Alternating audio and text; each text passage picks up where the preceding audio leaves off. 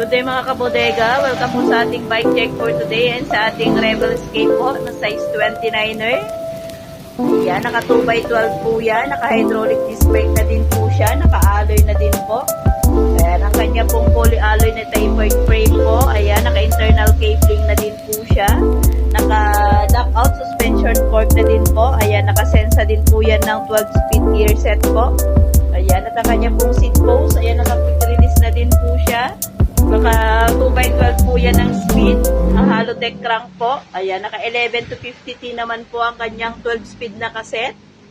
Ayan, ang kanya pong tire. Ayan, naka Chaoyang po yan. Na 29/2.10 po. At ang kanya pong alloy na rims.